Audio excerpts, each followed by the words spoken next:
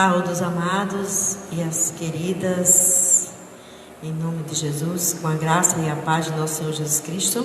Amém. Alegremos-nos e regozijemos-nos, porque este é mais um dia que o Senhor nos presenteou para estarmos aqui, louvando e engrandecendo o nome do Senhor, aprendendo da palavra dele. E vamos abrir, as nossas Bíblias no livro de Salmo, capítulo 19, Eu vou ler o mesmo que eu li sábado passado e mais um pouquinho, Louvado seja o nome do Senhor. Como é bom estar na casa do Senhor. A palavra do Senhor diz que é melhor estar na casa do Senhor do que em qualquer outro lugar, Qualquer outro, é melhor estar aqui. É melhor estar na presença do Senhor, É melhor estar congregando, porque juntos nós temos comunhão em Cristo, conversamos, matamos um pouquinho da saudade, mesmo sem nos abraçarmos, sem, nos tocarmos ainda, mas matamos a saudade e estamos aqui, neste lugar maravilhoso. Primeiro dia, quando nós começamos o trabalho aqui na casa do Senhor, confesso aos meus amados, eu me emocionei. Eu senti vontade de chorar, porque nós passamos quase 5 meses sem chegar nesse lugar maravilhoso, Nós somos igreja, mas esse lugar foi preparado para nós, para o povo do Senhor estar juntos. E a Bíblia, a palavra do Senhor, ela diz: congregai-vos. Ela manda que a gente congregue, Congregue, e é maravilhoso. Eu me alegro de estar neste lugar. Como é bom estar na casa do meu Pai, estar na casa do nosso Deus Todo-Poderoso. Salmo 119, Salmo 119, de número 119, verso 105, que diz assim: lâmpada para os meus pés é a tua palavra, é luz para os meus caminhos. Jurei e confirmei o juramento de guardar os teus retos juízos. Estou aflitíssimo. Vivifica-me, Senhor, segundo a tua palavra. Aceita, Senhor, a espontânea oferenda dos meus lábios e ensina-me os teus juízos. A minha vida está sempre em perigo. No entanto, não me esqueço da tua lei. Os ímpios armam ciladas contra mim, mas eu não me desvio dos teus preceitos. Os teus testemunhos recebi-os por legado perpétuo, porque são a alegria do meu coração. Inclino o coração a guardar os teus decretos para sempre, até o fim. Louvado seja o nome do Senhor. A palavra do Senhor, ela é viva, ela é eficaz, Hoje eu vendo a rede social, o Instagram, e eu vi, uma palavra que o irmão Betinho colocou, e isso me impactou e tocou muito o meu coração, que diz assim: se nós não nascermos de novo, nós não herdaremos o reino dos céus. Temos que nascer de novo para compreender a palavra de Deus, para compreender aquilo que o Senhor quer para as nossas vidas. Vamos orar ao Senhor, vamos agradecer a Ele por esse momento tão maravilhoso na presença dEle. Amém? Pai, eu te louvo, Senhor. Eu te agradeço pela tua palavra, Senhor. porque ela se renova a cada momento, a cada dia, meu Pai.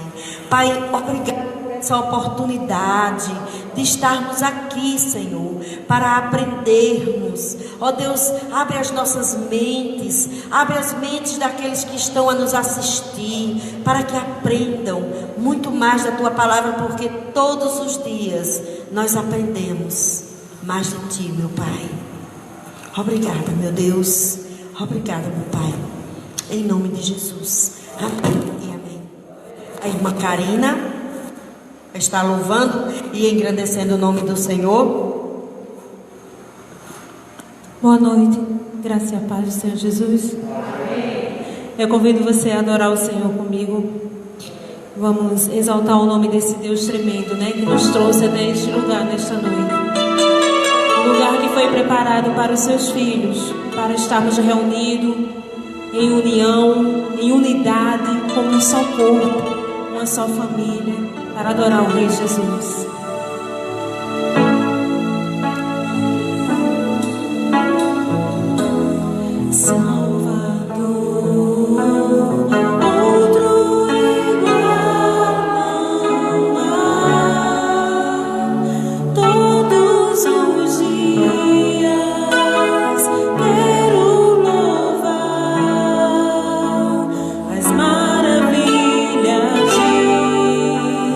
Deus.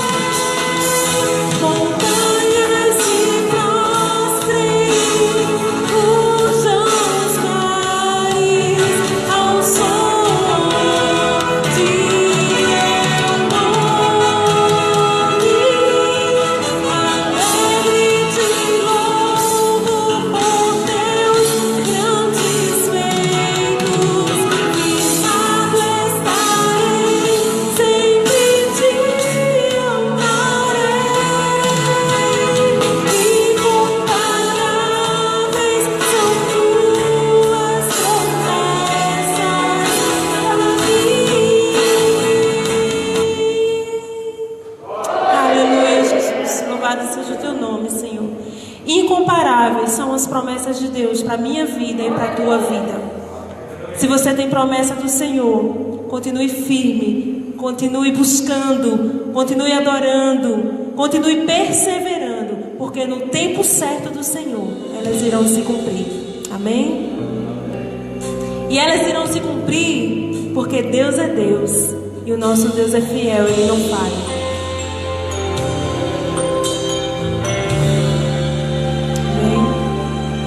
Minha fé não está firmada nas coisas que podes fazer. Eu aprendi a te adorar pelo que és. Dele veio sim o amém, somente dele, mais ninguém. A Deus seja o louvor. Se Deus fizer, se não fizer, se a porta abrir, Ele é Deus, mas se fechar, continua sendo Deus. Se a doença vier, Ele é Deus. Se curado eu for, Ele é Deus. Se tudo der certo, Ele é Deus, mas se não der, continua sendo Deus. Minha fé não está firmada nas coisas que podes fazer. Eu aprendi a te adorar pelo que és. Ele veio sim o amém, somente dele, mais ninguém. A Deus seja o louvor. Se Deus fizer, se não fizer, se a porta abrir, mas se fechar, continua sendo Deus. Se a doença vier, Ele é Deus. Se curado eu for, Ele é Deus. Se tudo der certo, Ele é Deus, mas se não der, continua sendo Deus. Eu adoro pelo que Ele faz, eu adoro pelo que Ele é. Haja o que houver, sempre será Deus. Eu adoro pelo que Ele faz, eu adoro pelo que Ele é. Haja o que houver, sempre será Deus. Se Deus fizer, Ele é Deus. Se não fizer, Ele é Deus. Se a porta abrir, Ele é Deus, mas se fechar, continua sendo Deus. Se a doença vier, Ele é Deus. Se curado eu for, Ele é Deus. Se tudo der certo, Ele é Deus, mas se não der, continua sendo Deus. Glória a Deus. Deus é Deus. Independente da situação em que você se encontre, independente das circunstâncias, independente dos gigantes que se levantem à tua frente, Deus continua sendo Deus. Não perca a sua fé. Amém? Louvado seja o nome do Senhor.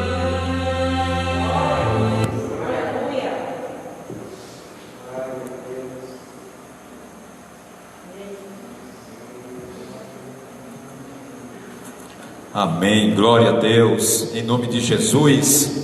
Amados, vamos abrir a palavra do Senhor no livro de Filipenses, capítulo de número 1. Filipenses, capítulo de número 1. Nós, como escola bíblica, estamos estudando esta carta belíssima. Começamos domingo passado e foi domingo não, sábado passado, e foi realmente maravilhoso a introdução, onde nós falamos sobre a igreja, onde ela está localizada, ou estava localizada, de Filipos, a cidade, tudo mais, a data, o conteúdo histórico da igreja, a mensagem que esse texto, esse livro traz, o que Paulo trouxe para a vida dos amados e queridos irmãos na cidade de Filipos. E é um texto importantíssimo para as nossas vidas, ainda neste tempo que nós estamos vivendo. Deus tem feito coisas importantes na nossa vida. Vamos orar ao Senhor. Pai, agradecemos a Ti, Senhor, por esta noite especial, Senhor. Ó Deus, abençoa todos nós que chegamos aqui na escola bíblica, Senhor, para louvar, engrandecer e estudar a Tua palavra. Em nome de Jesus, amém e amém, Senhor. Carta de Paulo aos Filipenses. Filipos, nome derivado de Filipe. Quem foi Filipe? Pai de Alexandre Magno, rei da Macedônia. Era uma cidade na capital da Macedônia Oriental. Nós vamos estudar ainda, nós vamos trazer ainda neste conteúdo uma introdução, para que você fique sabendo, quando você quiser ler uma carta, e se o Espírito Santo tocar no teu coração para você ler a carta de Filipenses, então você mais ou menos já vai ter uma ideia de quem escreveu a carta aos Filipenses, o apóstolo Paulo. Filipe, quem era Filipe? Era pai de Alexandre Magno, rei da Macedônia. Era a cidade capital da Macedônia Oriental, situada nas rotas importantes entre a Europa e a Ásia. Foi elevada à categoria de colônia romana por Otávio, imperador romano, o que constituiu de motivo de orgulho para os habitantes daquela época, porque era uma cidade muito grande, situosa. Então você já deve ter estas informações na sua mente quando for falar alguma coisa a respeito dos Filipenses. Paulo, neste capítulo de número 1, traz a saudação. Paulo cita o seu próprio nome e o nome de Timóteo como os escritores da carta, diz quem são os leitores e faz uma oração a favor de cada um dos amados e queridos irmãos. A igreja de Filipos, ela foi fundada cerca do ano 50 da era cristã, por ocasião da segunda viagem que Paulo estava fazendo missionária, conforme o livro de Atos dos Apóstolos, capítulo 16, versículo de 9 até o versículo de número 40, está contido ali a segunda viagem de Paulo. E nesta segunda viagem ele foi a Filipos, e nessa segunda viagem ele encontrou ali os irmãos, e nesta segunda viagem ele fundou a igreja aos Filipenses. Em Filipos foi pregado o Evangelho. Foi pregado o Evangelho pela primeira vez na Europa. Também em Filipos o Evangelho transpôs barreiras sociais e raciais, porque existia barreiras naquele tempo. E Paulo, chegando ali, Paulo transpôs estas barreiras com a chegada do Evangelho. Quando o Evangelho chega numa determinada cidade, num determinado lugarejo, num determinado povoado, então há uma mudança. Sempre vai ser assim, sempre haverá mudança de comportamento, mudança social e mudança raciais.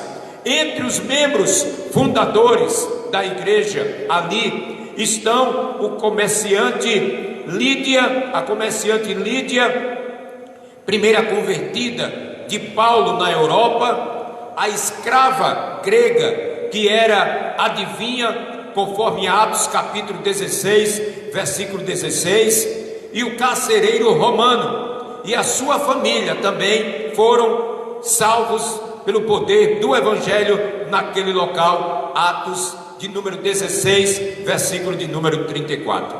A igreja em Filipos, afetuosa, fiel, era talvez a predileta, vamos dizer assim, do apóstolo Paulo. Em várias ocasiões enviaram ajuda econômica ao apóstolo, encarcerado em Roma, onde ele estava, mas mesmo assim a igreja aos filipenses, em Filipenses de Filipos, eles enviavam a oferta a Paulo, que estava ali pregando, anunciando o evangelho, mesmo preso, independente das circunstâncias que a gente esteja ou não passando, nós devemos continuar anunciando o evangelho, porque nós somos missionários de Cristo Jesus. A epístola aos Filipenses, escrita da prisão em Roma. Paulo escreveu esta carta preso. Paulo escreveu esta carta aos amados e queridos irmãos preso. Será que você tinha coragem de escrever uma carta interessada a alguém de uma prisão? Não simplesmente falando da prisão, não simplesmente falando de como você estava, mas também encorajando em amor, encorajando em satisfação, encorajando, falando sobre a união em Cristo Jesus. Será que você tinha coragem de falar sobre como Deus salva as pessoas, como Deus usa cada um de nós para estas situações?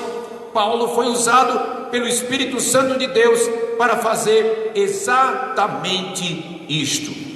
Ela foi escrita em Roma, é mais um tratado doutrinal ou moral, num estilo de conversa íntima.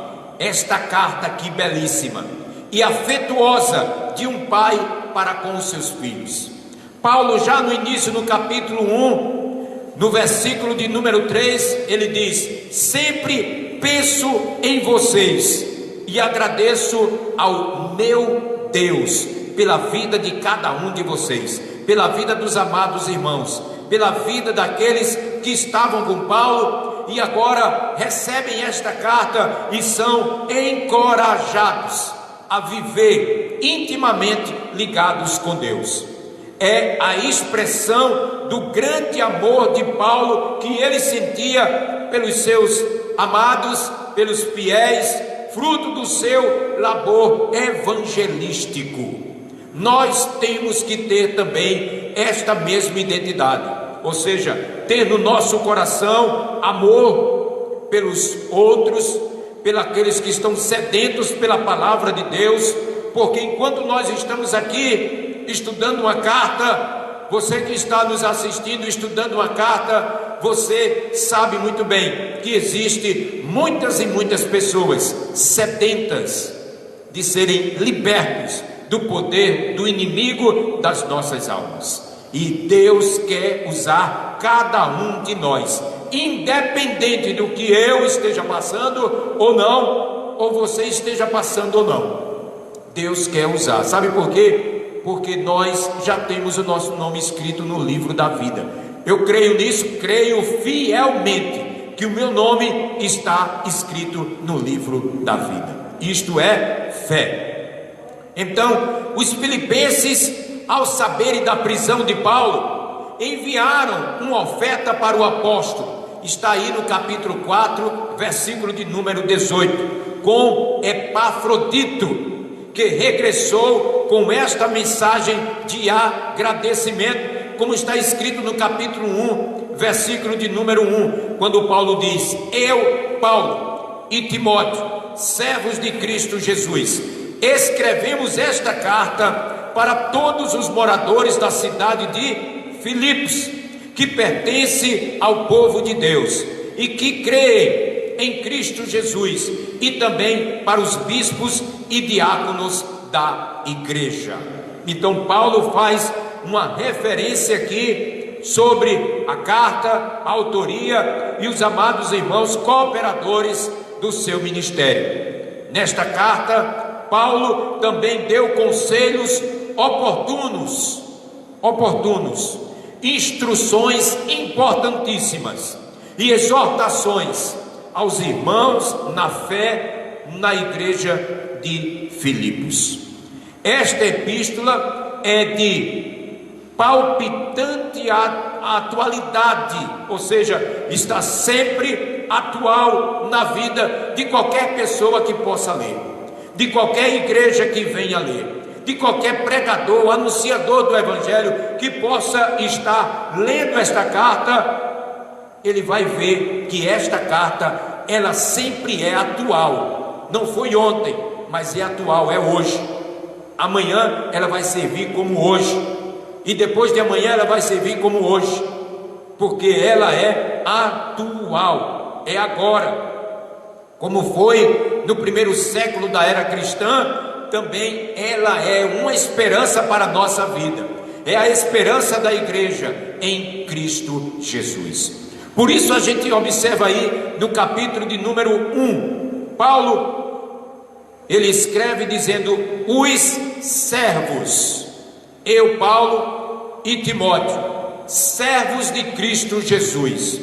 Irmãos, a gente tem que ter na nossa mente a ideia dos remetentes desta carta, que são Paulo e Timóteo.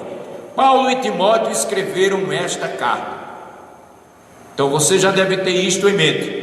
O apóstolo não faz nenhuma diferença hierárquica a respeito de que eu sou o primeiro ou você é o segundo, eu sou o segundo, você é o primeiro. Não, Paulo diz: eu, Paulo e Timóteo. Porque muita gente tem a ideia de hierarquia, de achar que é o dono da cocada preta, que é o dono disso ou aquilo outro, e o segundo é você, é ciclano, é beltrano. Paulo aqui não faz distinção, ele simplesmente coloca ele e Timóteo no patamar de igualdade. O apóstolo não faz nenhuma diferença hierárquica, coloca-se ao lado de Timóteo como servos de Deus,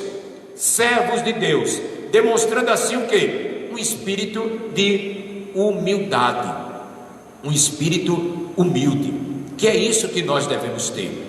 Durante toda a nossa existência, nós devemos ter este espírito de humildade, de saber que eu não sou superior e nem sou inferior, mas todos nós somos iguais perante o Senhor nosso de cada dia, o Senhor Jesus Cristo. Ele diz ainda no versículo de número 1, os santos. Por que ele usa esta expressão, os santos? Os filipenses convertidos do paganismo são chamados santos, ou seja, crentes em Cristo Jesus, discípulos do Senhor Jesus Cristo. Os cristãos são assim designados por serem os sucessores espirituais dos israelitas, considerados um povo santo, que significa separado por Deus. Está escrito no livro de Êxodo, capítulo 19, versículo de número 6, Deuteronômio, capítulo 7, versículo 6, versículo 14, capítulo 14, versículo 2, digo, Daniel, capítulo 7, versículo 18. Todos estes textos falam sobre povo santo separado para Deus. E Pedro, ele descreve a igreja como raça eleita. Eu e você, igreja do Senhor Jesus Cristo, raça eleita, sacerdócio real, nação santa, separado para Deus, povo escolhido de Deus, 2 Pedro capítulo 2, versículo de número 9. Nós somos raça eleita, nós somos sacerdócio real, nós somos nação santa, povo escolhido de Deus. Sabe por quê? Porque o verdadeiro cristão não apenas é cristão de nome, mas tem que ser cristão autêntico, de uma vida de santidade, uma vida santificada, conforme está escrito lá em 1 Tessalonicenses, capítulo de número 5, versículo de número 23. O verdadeiro cristão acompanha esta santidade, o verdadeiro cristão acompanha isto que Paulo escreve e que Pedro mostra também em 2 Pedro capítulo 2, versículo 9, que nós somos raça eleita, nação santa, sacerdócio real, povo escolhido de Deus. Então isso tudo nos mostra porque Paulo falou aos amados irmãos em Filipenses a respeito desta saudação aos santos, aos servos de Cristo Jesus. Tudo aí no capítulo 1, versículo de número 1. Já no versículo de número 2, a gente vai ver a saudação de Paulo, individual, que diz que a graça e a paz de Deus nosso Pai e do Senhor Jesus Cristo estejam com vocês. Você vai ver em muitas e muitas das suas cartas Paulo falando e trazendo esta saudação que é peculiar dele, que ele sempre trouxe, que a graça e a paz de Deus, nosso Pai e do Senhor Jesus Cristo esteja com todos. O que é que ele quer se referir com isso? Ao desejar graça e paz, Paulo combina aqui duas coisas importantes: a saudação grega, que significa charis, que no hebraico é shalom, mas para o apóstolo, graça é o favor imerecido de Deus por meio de Cristo Jesus. Shalom e o favor imerecido de Cristo Jesus. E a paz não é a pax romana, mas a paz que muitas e muitas pessoas não entendiam naquele tempo. A paz que Paulo escrevendo diz que excede todo o entendimento humano.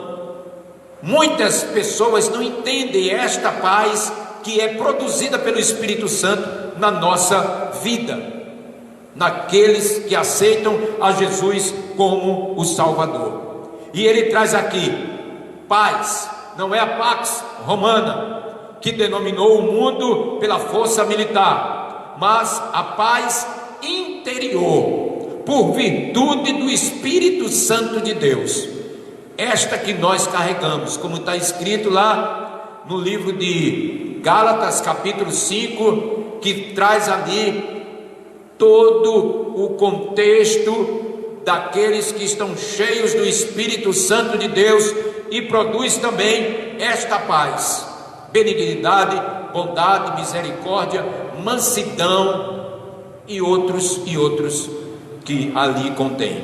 Então essa é a paz que Paulo traz nesta saudação, que a graça, favor imerecido de Deus, e a paz que excede todo o entendimento humano de Deus, o nosso Pai, e do Senhor Jesus Cristo esteja, continue com vocês, independente das circunstâncias, porque aquilo que a gente fala realmente dá sinal do que nós estamos expressando, é cheio de graça, é cheio de amor, é cheio de misericórdia, como nós estamos expressando. Ou seja, também a gente fala aquilo que o coração está cheio. Então, se eu transmito a paz, falo a paz, a graça do Senhor esteja com você, na sua vida, eu estou transmitindo a graça, o favor imerecido de Deus para a tua vida, e a paz que excede todo o entendimento humano, que deve produzir em você aquilo que produz em mim. como discípulo amado do Senhor nosso Deus. Então Paulo faz estas referências. Depois ele faz uma oração exemplar. Está aí no capítulo 1, versículo 3 até o versículo de número 11. Paulo traz esta gratidão expressa a Deus, que ele se refere do versículo 3 até o versículo de número 8, que ele faz lembrar os filipenses um momento tão grato a Deus. Paulo escreve que o seu coração se regozija a despeito da circunstância de se achar preso. Muitas pessoas, quando estão em dificuldade, o natural do ser humano neste tempo em que nós estamos vivendo, primeiramente, se for cristão autêntico, é não olhar para as dificuldades, mas saber que existe um Deus maior de que qualquer dificuldade que eu e você estejamos passando. E a gente deve continuar adorando ao Senhor. Devemos ter um regozijo dentro do nosso coração. Não é você que produz esse regozijo, é pelo Espírito Santo de Deus. Paulo estava preso, mas preso mesmo assim não deixava de proclamar o Evangelho. Estava com a dificuldade, humanamente falando, estava com uma dificuldade. Um homem preso, cheio de limitações, porque se você for observar e estudar o cárcere romano, como era que ficava preso, você vai entender que não era uma prisão domiciliar como hoje, mas também era, porque Paulo era romano, ele teve uma prisão especial, mas mesmo assim não deixou de pregar o Evangelho, não deixou de ficar com aquela cara de sofrido, de sofrimento, de quem parece que o mundo caiu e agora não tem mais solução. Lembra de Jezabel, quando procurou o profeta lá no Antigo Testamento? O que foi que o profeta fez? Foi se esconder dentro de uma gruta. Aí Deus vai e diz: sai daí, porque comigo existem mais outros profetas que não dobraram os seus joelhos a Jezabel. Então, meu amado, independente das circunstâncias, Paulo está mostrando aqui, a despeito das circunstâncias de se achar preso, ele era regozijado sempre no Senhor, e ele fala sobre isso em diversos momentos da sua carta. Regozijai-vos sempre no Senhor, alegrai-vos sempre no Senhor. Ele dá graça pela comunhão que tem com os amados irmãos em Filipos, com os amados irmãos, alguns que iam visitar ele, alguns que passavam ali naquele momento e escutavam a palavra do Senhor pela boca do apóstolo Paulo. A palavra grega usada neste texto aqui é koinonia, que significa camaradagem, companheirismo, relacionamento amigável e fraternal. Era isso que Paulo transmitia para as pessoas, não é? Camaradagem, companheirismo, relacionamento amigável e fraternal. Significa também a comunhão dos cristãos uns para com os outros e com Deus o Pai. Era isso que Paulo estava falando também a respeito da alegria, a respeito da satisfação. Paulo, neste livro maravilhoso, Paulo fala aqui sobre a alegria que os cristãos devem sentir na sua vida em comunhão com os outros e com Deus. Somente 17 vezes nesta pequena carta de 4 capítulos, Paulo fala sobre a alegria e a satisfação. E ele estava preso, mas os irmãos em Filipenses deveriam entender isso. Por quê? Porque as coisas contrárias à vontade de Deus e as coisas contrárias ao Evangelho estava naquele tempo também aparecendo e querendo ser introduzido dentro da igreja. É do mesmo jeito nos dias de hoje. Muitas coisas erradas estão querendo trazer para dentro da igreja, e uns 2, 3, 4 começa a mostrar sutilmente que não tem nada não tem problema não, é só um momento assim, é desse jeito assim, não precisa perguntar, não precisa ver na Bíblia, não precisa. Do mesmo jeito estamos à mercê desta situação nos dias de hoje. Por isso que nós devemos continuar lendo a palavra, continuar orando a Deus, continuar buscando mais o Senhor. Paulo orienta os amados irmãos neste sentido. Ele mostra o amor que nós devemos ter um para com o outro, eu para com você, com você, com você, com você, porque se eu demonstro amor para com vocês, independente de quem pisou no meu pé, ou doeu, ou me deixou desanimado, alguma coisa assim, eu tenho que amar, independente das circunstâncias.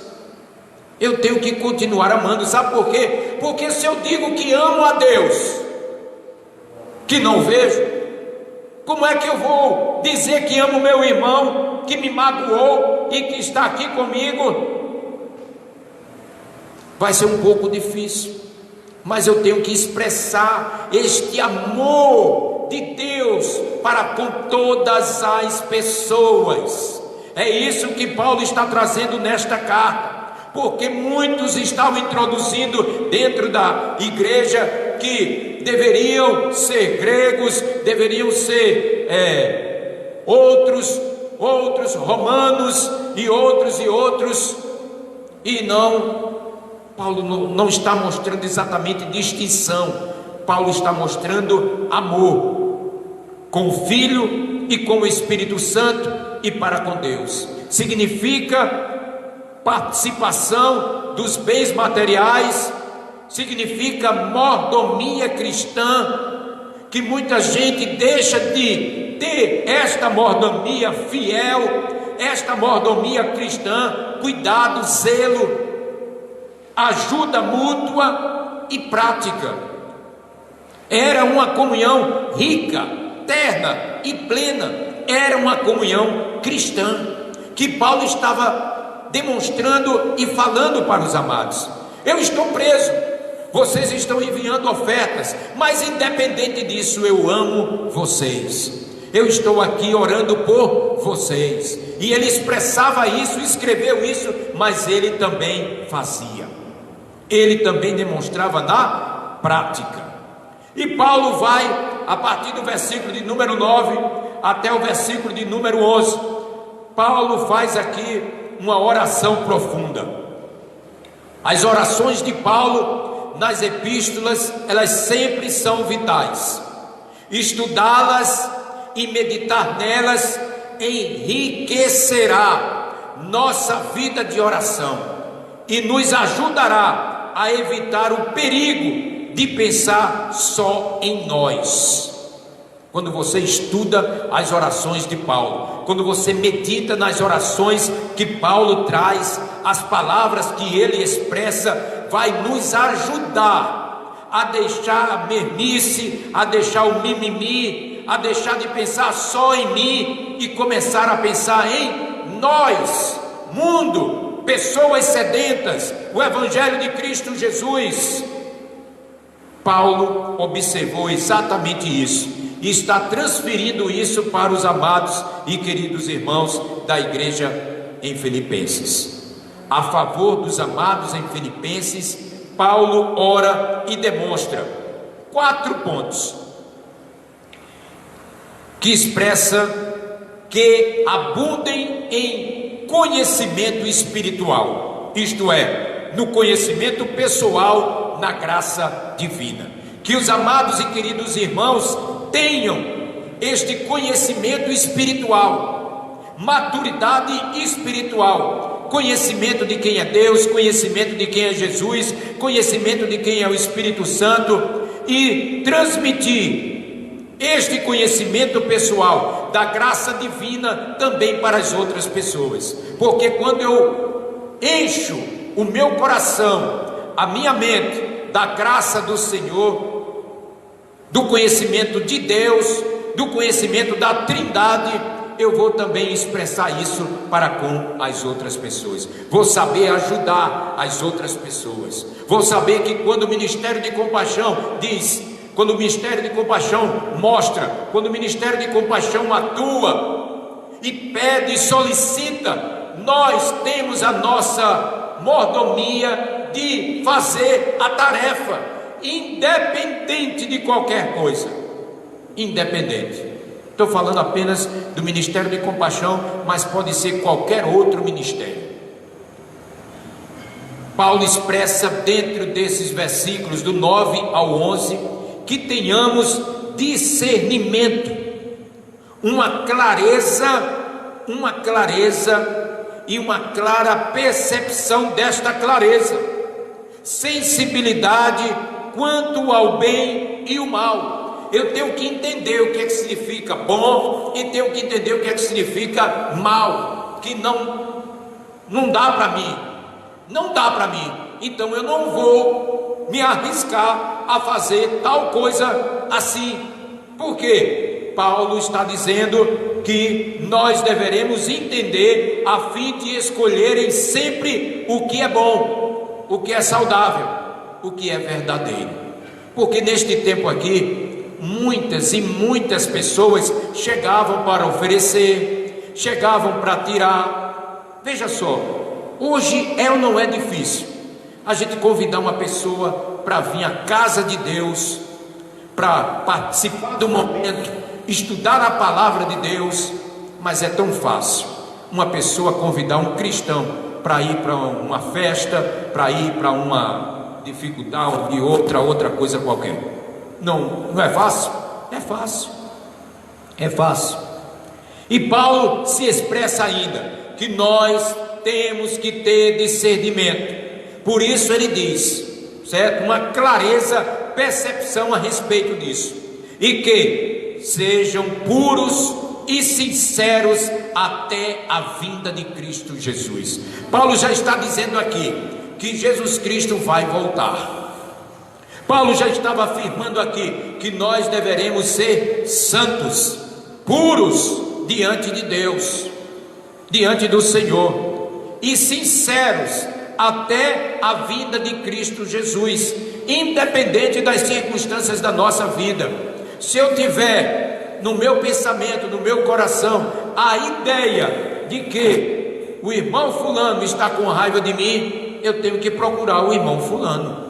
Eu tenho que ir lá, tenho que conversar. Isso é pureza, isso é sinceridade, isso é até a vinda de Cristo Jesus. Até a vinda de Cristo Jesus.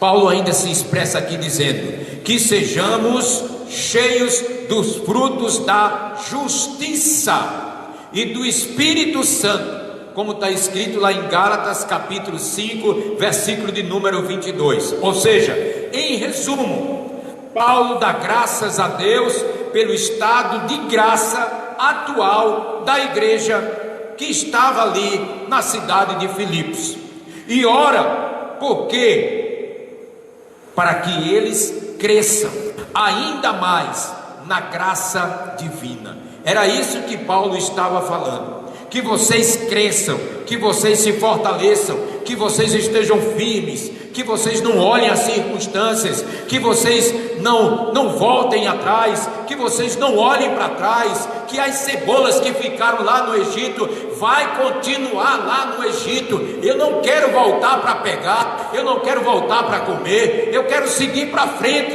é daqui para frente, porque Jesus Cristo, a justiça de Deus está para ser cumprida. Jesus Cristo já está às portas.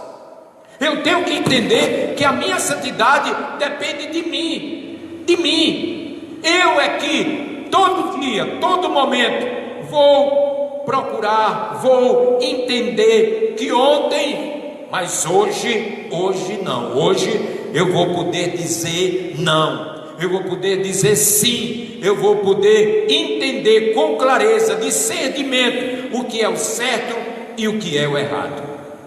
O que é certo e o que é o errado. Está aí, é simplesmente nesta carta que Paulo escreve aos amados em Tessalonicenses. E nós vamos seguindo aqui, falando do versículo 12 até o versículo de número 26 do capítulo 1, onde Paulo fala agora.